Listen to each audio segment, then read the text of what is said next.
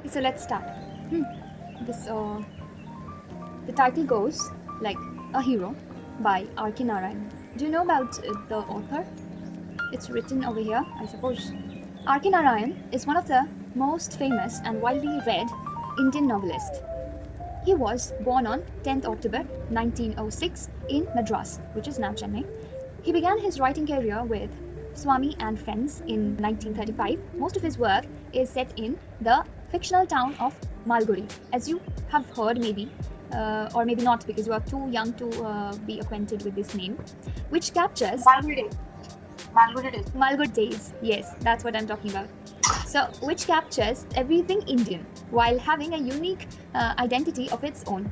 He told stories of ordinary people trying to live their simple lives in a changing world. His style is marked by simplicity, elegance, and subtle humor. Okay, among the best received of Narayan's 34 movies are The English Teacher, 1945, Waiting for Mahatma, 1955, The Guide that I have read in my bachelor's times, and it has a very famous movie. Okay, it got movie adapted, and it's there in Bollywood. Okay, and it got released in 1958. The Man Eater of Malgudi, released in 1961. The Vendor of Sweets, A Tiger for Malgudi. Narayan also wrote a number of short stories. Collection include Lolly Road, A Horse and Two Goats, and other stories. Under the Banyan Tree and Other Stories, and The Grandmother's Tale. So let's shift onto what our concern should be, is A Hero by R.K. Narayan. Okay, so there is a pre-reading task. Work in group so you don't have one, a group. Okay, so working group, let's read. Working groups of 4 or 5 and list qualities that make a person a hero. Okay, you will be doing among your friends. So this is a quote. Do you agree about it? Courage is an attitude. It is there in mind. Okay, courage is an attitude. Courage is not something. It's not just a simple word, but it has a lot of potential to it. And what does it imply to? The author here talks about courage to be as an attitude itself. Okay, it is there in the mind. Okay, courage is an attitude. It is there in the mind. It is imbibed. Do you agree? Discuss with reasons. So we'll be discussing this after we get done with the text and in the first time. Okay, now read the story about a small boy Swami and find out how he becomes what's there, I can't see, and becomes a hero suddenly. Yes, so for Swami, events took an unexpected turn. Father looked over the newspaper he was reading under the hall lamp and said, Swami, listen to this news. An act of bravery of a village lad who, while returning home by the jungle path, came face to face with a tiger. Okay, so this is what his father reads to. The paragraph described the fight the boy had with the tiger. So here the father describes in very jolly well in a manner. Okay, the father tells this. So see, this boy has conquered something, has done some bravery. Okay, so you should be getting inspired from this. Okay, so this is what his intention is. So the paragraph described the fight the boy had with the tiger and his flight up a tree, where he stayed for half a day till some people came that way and killed the tiger. After reading it through, father looked at Swami fixedly and asked, What do you say to that? Swami asked, I think he must have been a very strong and grown-up person, not at all a boy. How could a boy fight a tiger? You think you are wiser than the newspaper? Father sneered. So the word sneered meaning it's speaking in a very scornful manner, as if kind of a mockery, kind of okay, so you know a lot. So this is a kind of tone. Okay, so being a child, you know a lot. This is what he is about to. That's his intent. A man may have the strength of an elephant and yet be a coward, whereas another may have the strength of a straw, but if he has courage, he can do anything. Courage is everything. Strength and age are not important. So here comes a very good message that the father gives to the son. Okay, Swami disputed the theory. How can it be, father? Suppose I have all the courage, what can I do if a tiger should attack me? Live alone strength, can you prove you have courage? Let me see if you can sleep alone tonight in my office room. A frightful proposition, Swami thought. He had always slept beside his granny in the passage, and any change in this arrangement kept him trembling and awake all night. He hoped at first that his father was only joking. He mumbled weakly, "Yes," and tried to change the subject. He said very loudly and with a great deal of enthusiasm, "We are going to admit even elders in our cricket club hereafter. We are buying brand new bats and balls. Our captain has asked me to tell you." "We'll see about it later," Father cut in. "You must sleep alone hereafter." Swami realized that the matter had gone beyond his control. From a challenge, it had become a plain command. He knew his father's tendency at such moments. From the first of the next month, I'll sleep alone, father." "No, you must do it now.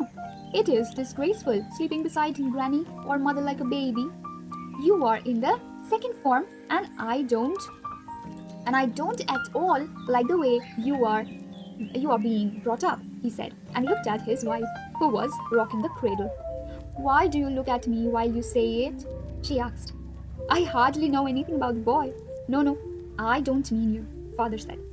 "If you mean that your mother is spoiling him, tell her so, and don't look at me," she said, and turned away. Swami's father sat gloomily gazing at the newspaper on his lap. Swami rose silently and tiptoed away to his bed in the passage. Granny was sitting up in her bed and remarked, "Boy, are you already feeling sleepy? Don't you want a story?" Swami made wild gesticulations to silence Granny, but that good lady saw nothing. So Swami threw himself on his bed and pulled the blanket over his face. Granny said, "Don't cover your face. Are you really very sleepy?" Swami leaned over and whispered, Please shut up, Granny. Don't talk to me and don't let anyone call me even if the house is on fire. If I don't sleep at once, I shall perhaps die."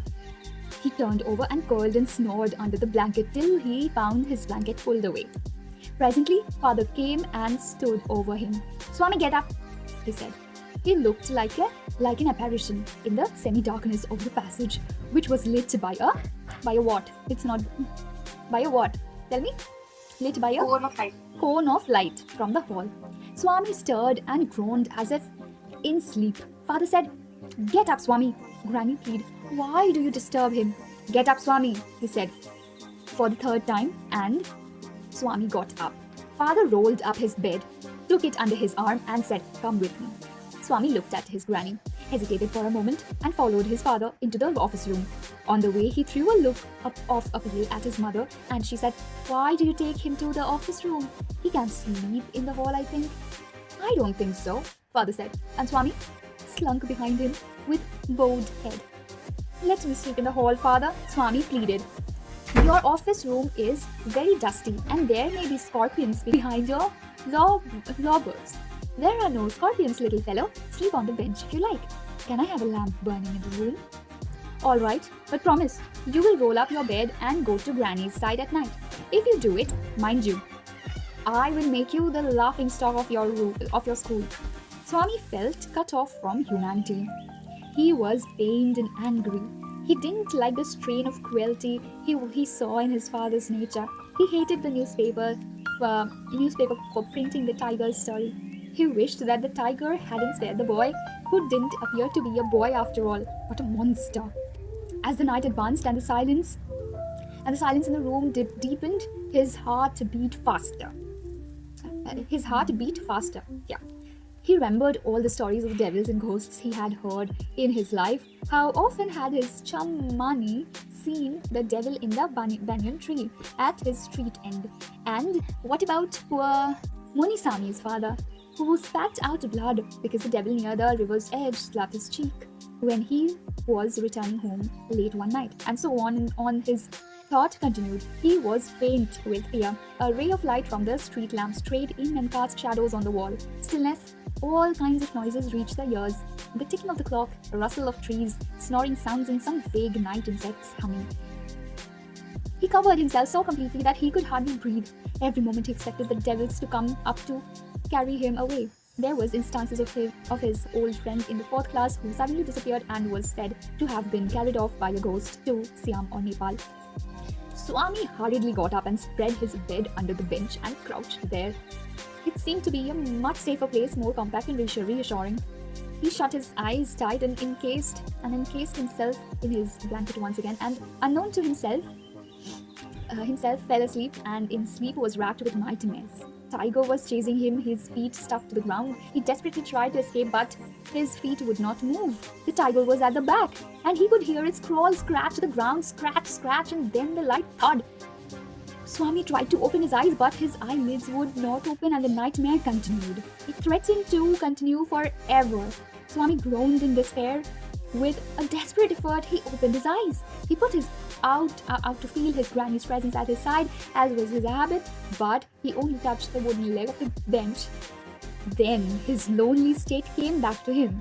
He sweated with fright, and now what was this rustling? He moved to the edge of the bench and stared into the darkness. Something was moving down. He lay gazing at it in horror. His end had come. He realized that the devil would presently pull him out and tear him, and so why should he wait? As it came nearer, he crawled out from under the bench, hugged it with all his might, and used its teeth on it like a mortal weapon. "Ayo, something has bitten me," went forth an agonized, thundering cry, followed by a heavy tumbling and falling amidst furniture. In a moment, father, cook, and servant came in, carrying light, and all three of them fell on the burglar, who lay amidst the furniture with a bleeding ankle. Congratulations were showered on Swami next day. His classmates looked at him with respect, and his teacher patted his back. The headmaster said he was a true scout. Swami had bitten into the flesh of one of the most notorious housebreaker of the district, and police were grateful to him for it. The inspector said, "Why don't you join the police and when you are grown up?" Swami said, for the sake of politeness, certainly yes. Though he had quite made up his mind to be an engine driver, a railway guard, or a bus conductor later in life. It's just like that one of the poems that we did now. The daddy wanted us. What's that? Name that? Something. How did daddy? Yeah. Tell me. Daddy become something in the life. Yeah. Yes. In life. Yeah. It's related to the dream and the future career. No. Yes. So it's more like that. We can relate to that poem. When he returned home from the club that night, father asked, "Where is the boy? He is asleep already. He didn't have a wink of sleep for the whole of last night," said his mother. "Where is he sleeping?" "In his usual place," mother said casually. "He went to bed at 7:30, sleeping beside Granny again." Father said, "No wonder he wanted to sleep before I could return home. Clever boy." Mother lost her temper. "You let him sleep where he likes.